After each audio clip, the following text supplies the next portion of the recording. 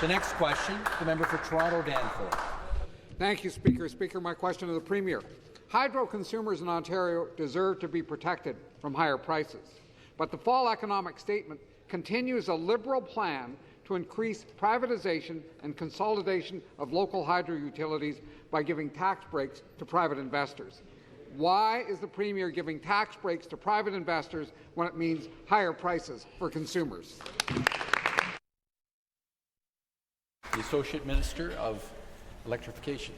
Thank you very much, Speaker, and I'm very pleased to answer the question from the member opposite. As the member knows, we have taken substantial steps since coming to office to finally fix the hydro mess that we saw created under the Liberals and supported by the NDP in the province of Ontario. We saw hydro rates go up by 300% when the Liberals were in power, and every single step of the way we saw the NDP support them. And that's why, in comparison with the Green Energy Act fiasco that we saw under previous governments, we have the Affordable Energy Act that is being debated in this chamber, setting as a base level support for the people of Ontario strong support on affordability and strong measures to ensure that our local distribution companies and every part of the energy sector is working together to address affordability for the province of Ontario. And I'll speak more about why the measure included in the fall economic statement is so important to support affordability and ensure that more people in the province of Ontario are receiving affordable, reliable, clean energy, a luxury that we didn't have under the former Liberal government.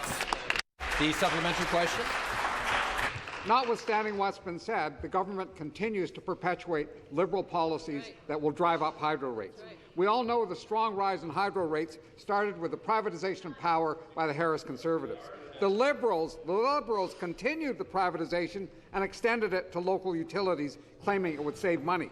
But the Auditor General in 2022 showed that smaller utilities were on average more efficient than the bigger ones. The program this government is continuing is one that will drive up hydro rates. They're following the Liberal example.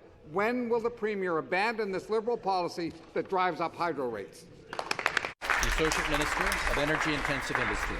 Coming from the member opposite, speaking about driving up hydro rates. And we heard from the Auditor General when the Liberal government was in power, supported by the member opposite who was here at that time, a 300% increase. What did that look like? That meant that we saw in the feed and tariff system FIT contracts that were 10 times market value, 80 cents a kilowatt hour, and that directly led to the massive increases in electricity rates. We had a plan when we came in to stabilize electricity rates, and it's worked. As a result of that plan, we're attracting new businesses, new entrepreneurs into the province of Ontario, and we're seeing that economic growth in every single corner. But it's not just about businesses, it's about the people of the province of Ontario who no longer have to choose between heating and eating. And every single aspect of our integrated energy plan is focused on affordability for the people of this province as we lean into our clean energy advantage, create a superpower here in the province of Ontario, and ensure that we're able to export that energy across this continent as well, supporting families, supporting job creators, and supporting the people of the province to grow and thrive.